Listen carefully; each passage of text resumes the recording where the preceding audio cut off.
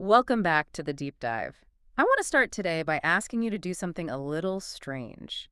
I want you to look around the room you're sitting in right now. Yeah. Maybe you're in your car, maybe you're in your kitchen, maybe you're at the gym.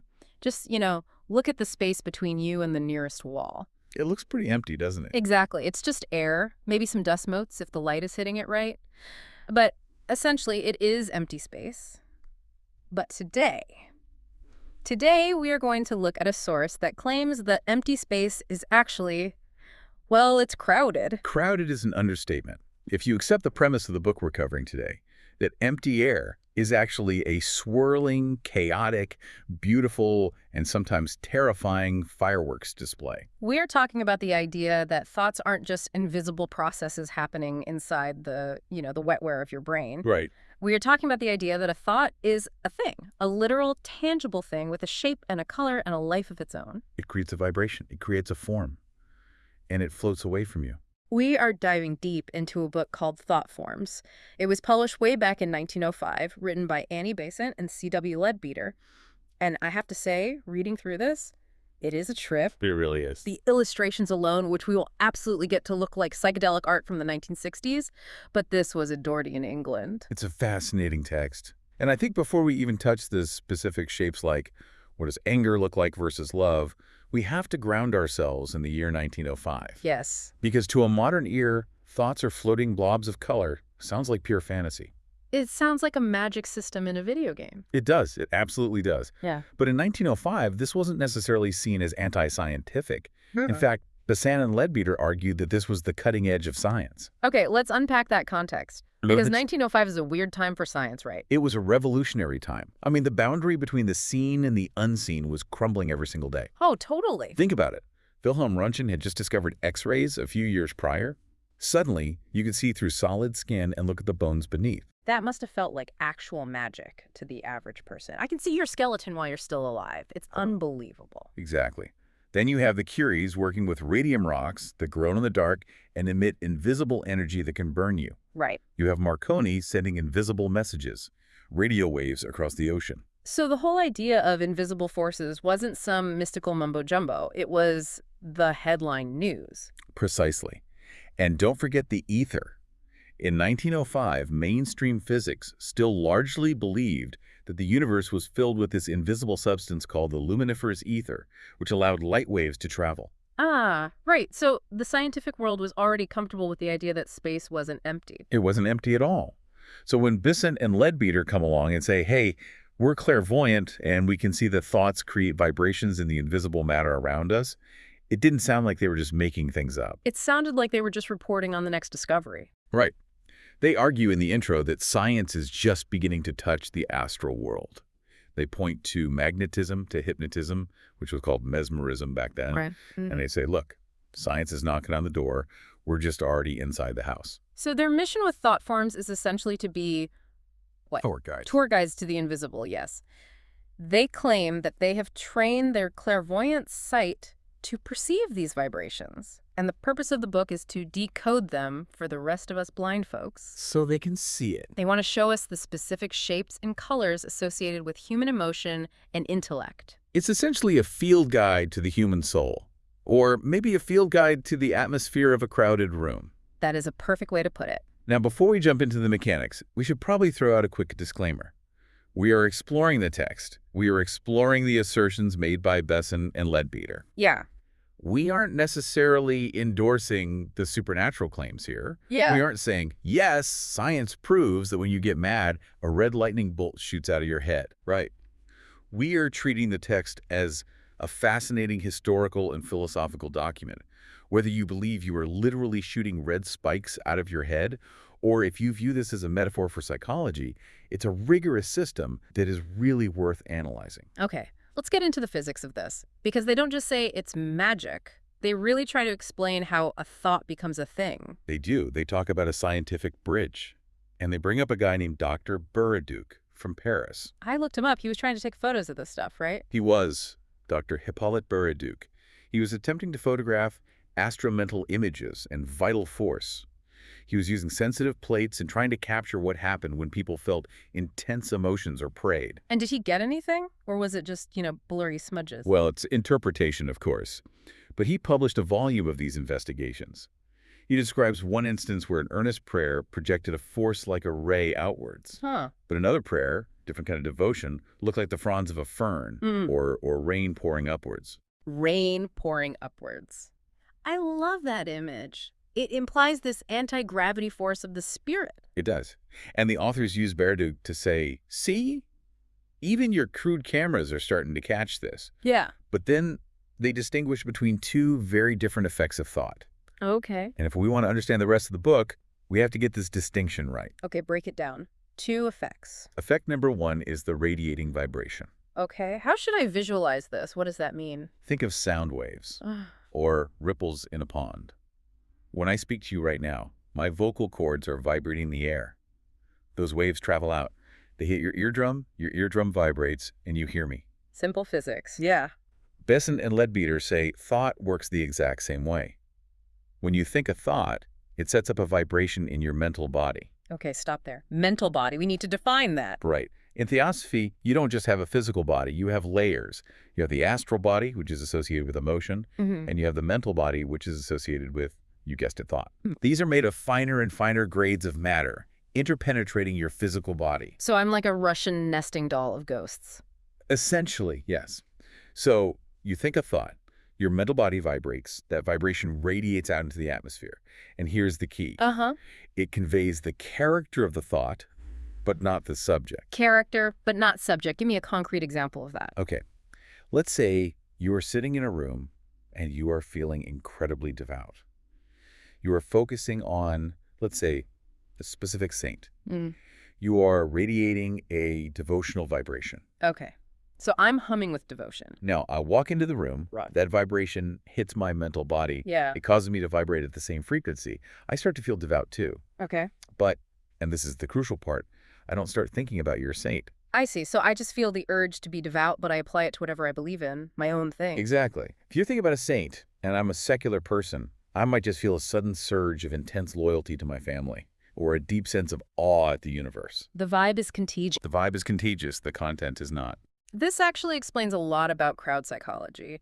You know, when you go to a concert or a political rally, and you get swept up in the feeling, even if you don't agree with everything being said. That is exactly the mechanism they are describing. They say high thinking is literally missionary work because you are raising the vibrational level of everyone around you, even if you never say a word. Okay, that's the vibration. But the book is called Thought Forms. So what is the form? That is the second effect, the floating form. While the vibration is a wave, the thought form is a projectile. It's a distinct object. And how is it made? The authors use a really specific analogy here that I think we need to unpack. They compare it to a Leyden jar. Okay, you're going to have to help me with that one. I haven't heard of a Leyden jar since high school physics. It's an early form of a battery, or a capacitor. Imagine a glass jar coated with metal foil inside and out. It stores static electricity. You charge it up, and it holds that energy until it's discharged. Okay, so how is a thought like a glass jar? I'm not following. Well, they claim the atmosphere isn't empty. It's filled with what they call elemental essence. Elemental essence. Is that like the ether? It's described as a strange, semi-living material. Think of it like invisible, responsive clay. It's just floating around, shapeless, waiting for an impulse. Okay, so I'm surrounded by invisible clay. Got it. When you have a distinct thought, not just a vague feeling, but a sharp, focused thought, that energy shoots out. It grabs some of this elemental essence and molds it instantly into a shape. So the thought wraps itself in this clay. Exactly. The essence is the jar. The thought energy is the electricity inside. And suddenly you have a thought form. It separates from you. It creates a temporary living creature. A creature. You're saying it's alive. They call it an artificial elemental. It has a lifespan. It's animated by the energy you gave it. If it was a strong thought, it might last for days. If it was a weak one, it might dissolve in minutes. That is slightly terrifying. We're just populating the air with these little battery-powered ghosts constantly. Incessantly. That's the word they use. Incessantly. Wow. But how do they explain the shape? Why does one thought look like a star and another look like a cloud? They use the cloud-y plate analogy for this, right? Yes, and this is a brilliant connection to the physics of their time. Have you ever seen a cladny plate experiment? I have seen videos. It's the metal plate with the sand on it. It's mesmerizing. Right. You take a brass plate, you scatter fine sand over it. Then you take a violin bow and you draw it down the edge of the plate to make it vibrate. And the sand just goes crazy. It dances. But it doesn't just move randomly. As the plate vibrates at a specific frequency, the sand snaps into these perfect, complex geometric patterns, stars, grids, mandalas. It's amazing to watch. You change the note, and the sand instantly rearranges itself into a new geometry. Exactly. So Besant and Leadbeater argue, if a sound vibration can organize physical sand into a geometric shape, why can't a thought vibration organize astral matter into a shape? When you put it that way, it has a certain internal logic. It's not magic, it's just physics on a different plane of existence. That's their entire argument. It represents the order of nature. Okay, so we've established the mechanism. We are generating these forms. Now we need to know what they look like. We need the decoder ring. Section 2. The color palette of the soul. I love this part because it feels like a mood ring on steroids. But it's very, very specific. They lay out 3 general principles for how a thought form is built. Right. Principle 1. The quality of the thought determines the color. So angry is red, loving is pink, that kind of thing. Generally, yes. Yeah. Principle 2. The nature of the thought determines the form. So that's the shape. Is it a cloud? Is it a spike? A star? And principle 3. The definiteness of the thought determines the clearness of outline. That's interesting. So if I have a vague, fuzzy thought, like, I guess I'm sort of hungry, I create a blob. You create a hazy cloud. Yeah. But if you have a precise, sharp thought, like, I'm going to solve this math problem right now, Yeah. you create a form with hard, sharp edges, a crystal. Okay, let's run through the colors because the specificity here is wild. Let's start with the dark stuff. Black. Black is hatred and malice. It's the absence of light. Pretty standard symbolism there. Simple enough. What about red? Because we usually associate red with anger, but they break it down even further. Red is the color of desire and passion. But the shade is everything. A lurid, dark red, they describe it looking like dried blood, indicates animal passion and sensual desire. Ominous. Yeah. But then you have brilliant scarlet. That is anger. Okay, so is all anger the same scarlet? No. And this is fascinating. They make a distinction for noble indignation. Noble indignation. What is that? That's when you're angry because of an injustice. You see someone getting bullied, and you get mad on their behalf. That creates a vivid, vibrant scarlet. It's still anger, it's still red, but it's cleaner. It's not lurid. I like that. The intent changes the hue. What about brown? Brown is bad news in the astral world. A dull, hard brown-gray indicates selfishness. And the text notes, rather sadly, that this color is painfully common. So if we walk down a busy street in London or New York with clairvoyant sight, we'd basically be walking through brown fog. A brown smog of selfishness, yes. There's also a clear brown, almost a burnt sienna, which represents avarice, greed. Okay. Moving on to gray. Another downer, I assume. Gray is generally negative. Heavy lead gray is depression. It feels heavy just to look at the illustration. But then there's livid, pale gray. Livid, pale. That sounds sickly. It is. That represents fear. It's the color of a face drained of blood. What about green? I usually think of green as nature or maybe envy. Green is the variable one. It represents adaptability. But think about what adaptability means. At its worst, adaptability is deceit. It's being shifty. Being two-faced, yeah. Right. That looks like a gray-green. But at its best, adaptability is sympathy. It's the ability to adapt yourself to understand someone else. That looks like a luminous emerald green. That's a really cool connection. Deceit and empathy are 2 sides of the same coin, changing yourself to fit the situation. Exactly. Then we have yellow. This is the color of intellect. I always think of yellow as happy, but here it's just pure thought. It's pure thought. An ochre yellow is selfish intellect scheming for your own gain. But a primrose or lemon yellow, that is pure unselfish reason, spiritual intellect. And blue. Blue is religious feeling and devotion. Again, a dark brown blue is selfish devotion. I pray so I can get what I want. The transactional prayer. Exactly. Hmm. But a pale azure, that is self-renunciation, union with the divine. And finally, rose or crimson. Affection. Love. Pure affection is a beautiful rose color. So we have our paint box, we have the physics. Now, the authors grouped these thought forms into 3 classes, and this is helpful for understanding what we might actually see. Right. Class 1 is the image of the thinker. This is when you project yourself, like an astral projection. Kind of. Let's say you were stuck at a boring meeting in London, but you intensely wish you were back home in New York. You picture yourself there. You picture walking through your front door. I do this all the time. According to Besant, you were creating a thought form of yourself in New York. And if the thought is strong enough, someone in New York might actually see you. So is this where stories of doppelgangers come from? Or people seeing ghosts of the living? The text suggests exactly that. You've projected a form that looks just like you, made of mental matter. Okay. Class 2. Image of a material object. This is what artists, architects, and novelists do. You build the house in your mind before you build it in stone. You paint the picture in the astral matter before it hits the canvas. There's a really interesting note in the source material about novelists here. Oh, I love this part. They say that a novelist builds these characters in mental matter. They build a form for the protagonist. And sometimes, if the concentration is high enough, those characters develop a will of their own. Every writer listening to this is nodding their head right now. Yes, my characters refuse to do what I tell them. It's a universal experience for writers. Besant and Leadbeater say that's because the thought form has become so energized, it acts like a living entity.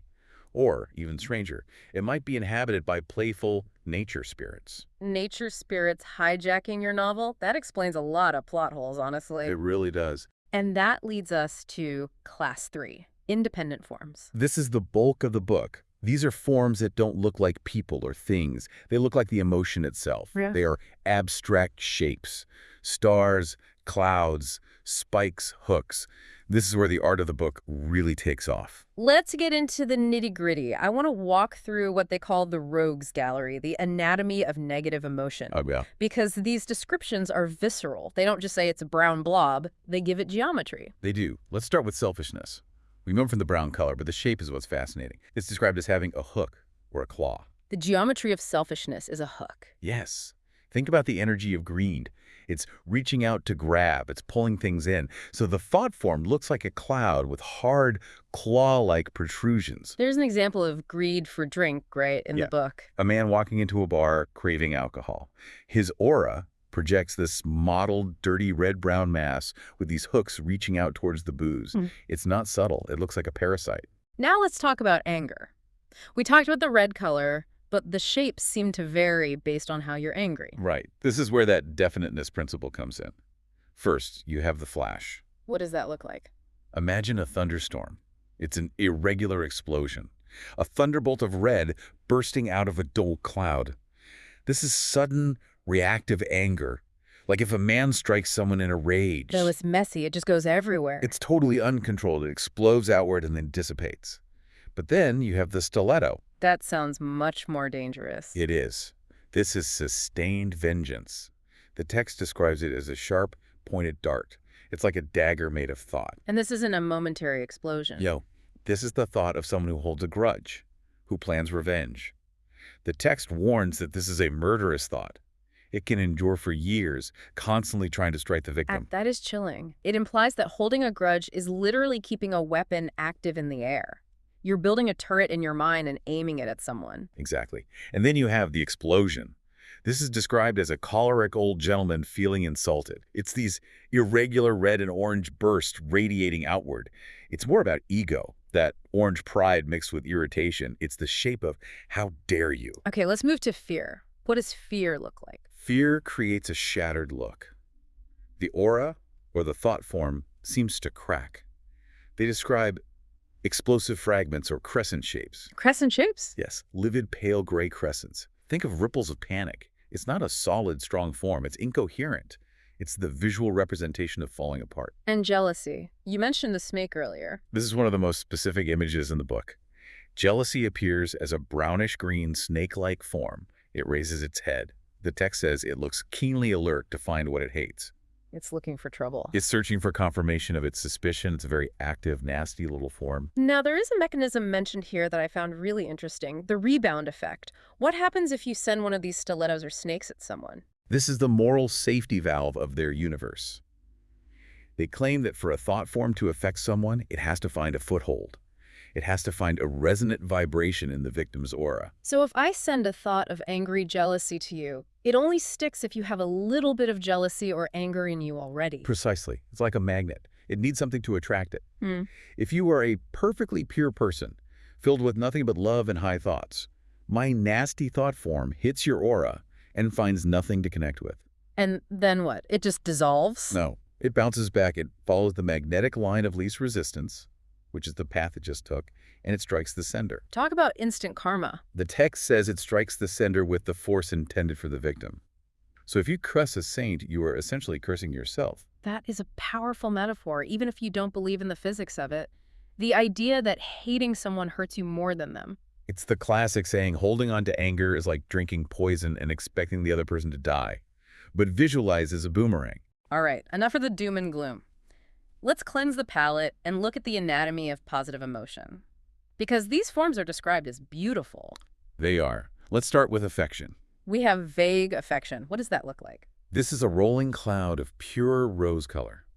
They compare it to the aura of a gently purring cat. I love that. Just a warm, fuzzy cloud of, I like you. Exactly. It's comfortable. It surrounds the person.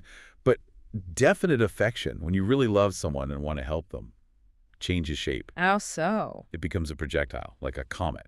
It has a sharp outline and clear color. It's going somewhere to do something. And then there's the guardian angel. This one feels very poignant. It is. They say that a thought of protection, intense protection, can take a winged bird-like shape. It's pink with a yellow heart, intellect mixing with love. The authors claim that mothers often unknowingly create these angels that hover around their children. So a mother's worry or care isn't just a feeling, it actually constructs a shield. A semi-autonomous shield that stays with the child even when the mother is gone. That's beautiful. What about devotion? We talked about the blue color. In a church, you might see vague blue clouds rolling over the congregation. That's general religious feeling, but true. High devotion creates a spire. A spire. A cone pointing upwards. It's sharp, clear, and blue. It rushes towards the sky. It mimics the architecture of the church itself. And does anything come back down? Yes. This is their explanation for answered prayer. They describe a thought form called the response. The upward rushing thought opens a channel, and through that channel, the logos, the divine energy, pours back down. So the thought form acts like a lightning rod or a funnel. A valve. You open the door upwards, and the energy flows down to fill the space. It's a hydraulic model of prayer. Let's talk about intellect. We know it's yellow, but what shape is a thought about? Say, trying to understand a complex system. Well, if you are just trying to understand something, the intention to know, it looks like a corkscrew. A yellow corkscrew. A yellow serpentine spiral. It's burrowing into the problem. It's twisting its way to the answer. That feels incredibly accurate to what it feels like to study a hard subject. You're just drilling into it. It does. And once you solve the problem, it becomes a yellow cloud or a clear sphere. But for high cosmic concepts, like thinking about the order of the universe, the forms become geometric. Triangles, the seal of Solomon, perfect, glowing yellow geometry. It's very Pythagorean. Geometry is the highest form of thought. Yeah, absolutely. The closer you get to truth, the more geometric the forms become. Okay, so we have the vocabulary. Colors, shapes, positive, negative. Now, the book does something really cool. It takes us into the field, case studies. They analyze specific situations and what the thought forms would look like in that moment. These are great because they show the contrast. They show how two people in the exact same situation create totally different realities. The first one is the shipwreck. A study in panic versus control. Imagine a ship is sinking. The deck is tilting. Water is rushing in. Chaos everywhere. The authors describe looking at the thought forms of the passengers. What does victim one look like? Victim one is blind terror. Their thought form is a shattered gray explosion. Just bits of livid gray flying everywhere. No control, no thought, just animal fear. They have disintegrated psychologically, and their form reflects that. And victim two? Victim two is trying to pray, but they are terrified. So you see a gray-blue form. It's an attempt at a blue spire devotion, but it's shattered by the gray of fear. It's a jagged, desperate prayer. It's trying to rise, but the fear keeps breaking it. And then there's the officer. The officer is the hero of the scene. His thought form is sharp, clear, and structured. It's made of yellow, intellect, he's thinking of what to do, green, sympathy, he wants to save people, and orange, confidence, he knows his job. And no gray. No gray, no fear, only action. It's a powerful image of leadership. While everyone else is exploding in gray, he is a solid beacon of yellow and gold. The next case study is the funeral. This is a comparison of two mourners. The ignorant mourner versus the theosophical mourner. Right. And ignorant here just means someone who doesn't understand the afterlife the way the authors do. What does the ignorant mourner look like? They are surrounded by lead gray, depression, and brown selfishness. And the text describes something really creepy. Hooks reaching into the grave. Hooks. at a funeral. Yes, the authors argue that excessive grief is often selfish. Don't leave me, I want you back. It's a clinging, grasping grief. The hooks are trying to pull the dead person back. That is a harsh interpretation of grief. It is, but they contrast it with the theosophist. This person understands that death is natural, just a transition. So their thought form is violet, high ideal, yellow understanding, and green, sympathy. It's beautiful. It's a beautiful glowing form. No gloom, just sending love to the departed. It's a bit of a self-congratulatory example for the authors. Look how much better we grieve. But it illustrates the point that your belief shapes your reality. Exactly. If you view death as a horror, you create a horror in the air around you. If you view it as a transition, you create beauty. Let's look at The Gamblers. This one feels like a scene from a noir movie. They observed this at Monte Carlo. Of course they did. We need to study sin. Let's go to the French Riviera. Strictly for research. So, they look at the loser. His thought form is a lurid eye. A giant floating eye. Yes. It is a red ring of anger, a black circle of hatred for the people who won, and a background of gray despair. It looks like a bloodshot, angry eye staring at the table. That is horrifying. A disembodied eye of hate. And the winner, he's not much better. His form is orange pride and ambition. But it's bounded by hard lines of selfishness and avarice. It's not an expansive cloud. It's a tight, constrained box of greedy joy. I won, and it's mine. Exactly. It paints a grim picture of the casino floor. Just greedy orange boxes and angry red eyes floating around the roulette wheel. It's not a high-vibration environment, to say the least. No, not at all. One more case study. The First Night Actor. Stage fright. This form shows a battle. You have a large band of orange confidence. The actor knows his lines. He's had success before. But it's battling with pale gray, the fear of the new audience. And what does it look like? How does that battle manifest? The text says, the form vibrates like a flag in a gale. It's flapping back and forth between confidence and terror. I think anyone who has done public speaking can feel that description, that flapping sensation in your stomach. It's a perfect visual for anxiety. It's not that you lack confidence, it's that the confidence is being buffeted by the wind of fear. Okay, we have covered thoughts. But the book takes a left turn at the end that I found absolutely fascinating. And I want to spend some time here. Forms built by music. Yes. This is where they claim that sound creates form just as much as thought does. It's like synesthesia on a massive scale. It is. They describe these forms not as little clouds floating around a person, but as towering structures that rise up over churches during a concert. How big are we talking? Hundreds of feet high. They tower over the cathedral spires. They cover the entire village. And the music determines the shape. The composer's style is the architect. They give 3 examples, and they are wildly different. First, Mendelssohn. What does a Mendelssohn piece look like? Imagine a balloon, but not a round party balloon. A massive, complex balloon with scalloped edges. It floats up from the church. And the colors? Violet, blue, crimson, yellow, pastel shades. And the texture is described as filigree. It's delicate. It's intricate. Lieder ohne Wort. Songs without words. It's light, airy, woven. Exactly. It's beautiful, but it's light. Compare that to Gounod. Gounod is the Faust guy, right? A bit more dramatic. Yes. His form is described as a bright, oblate spheroid, basically a flattened ball. And instead of filigree, it's built of massive blocks of color. So it's heavier, more solid. It's much heavier. It represents a crashing chorus. It's bold, solid, colorful. It's not weaving a pattern. It's building a monument. And then there's Wagner. Wagner is the boss fight of musical forms. I want you to really describe this for the listeners. Close your eyes and picture this. Okay. You are standing outside a church. The organ starts playing a Wagner piece. Yeah. Suddenly, this form erupts from the roof. It is the largest form they saw, a 900-foot tower rising into the sky. 900 feet. That's a skyscraper. That's the Eiffel Tower. And it doesn't look like a balloon or a ball. It looks like a rugged mountain range.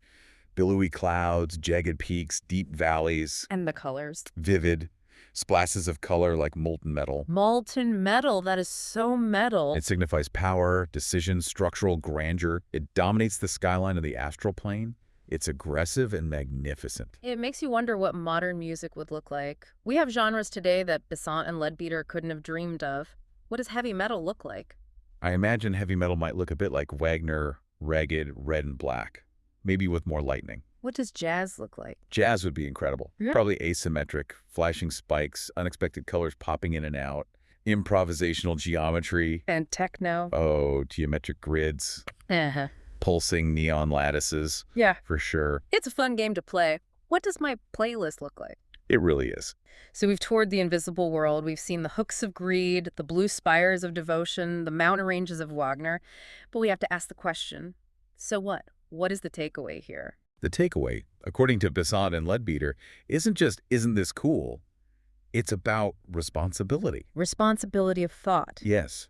If you accept their premise that thoughts are things that leave your head and impact the world, then you can't just think whatever you want because it's private. Right. We tend to think, I can hate this person in my head as long as I'm polite to their face. And this book says, no, you can't. If you are sitting there stewing in anger, you are not just hurting yourself. You are polluting the room. You are sending out red spikes that might hit your family, your coworkers, your children. You are creating an atmosphere. They use the phrase that we are generating these forms unceasingly. We are constantly building the world we live in. And a world others have to live in. It adds a moral weight to mental hygiene. It's not just about feeling better. It's about not littering the astral plane with your garbage. There's a phrase in the text that really stuck with me. It says we are walking through a cage of our own building. That is the profound philosophical point. We view the world through the colored glass of our own past thoughts. Let's unpack that for a second, because that feels like the real deep dive insight. Okay. Imagine you spend 10 years being angry, cynical, and selfish. You have surrounded yourself day after day with clouds of brown and red and gray forms. They hang around you. Like a smog. Exactly. Now, when you look out at the world, you are literally looking through that cloud. You see the world through a filter of anger and selfishness. So the world looks brown and red and gray to you. Yes. You see hostility where there is none because you're projecting it. You see greed because you are looking through greed. You think everyone is out to get you because you have built a world of stilettos. And the person next to you who has spent 10 years cultivating kindness and optimism look at the exact same street and see something totally different. They see the rose and the yellow and the green. They literally see a different world. That is, whether you believe in the astral matter or not, that is psychological truth. It is. We project our internal state onto external reality. Besant and Leadbeater just gave it a shape and a color. So here is the final provocative thought for everyone listening. If these forms are real, or even if they are just a perfect metaphor, how often do we actually see reality? And how often are we just staring at the wallpaper of our own minds? Are you living in a cage of brown hooks, or are you building a cathedral of blue spires? Something to think about the next time you feel a flash of anger. Absolutely. Watch those red sparks. Thank you for joining us on this trip into the invisible. It's been a pleasure. See you next time on The Deep Dive.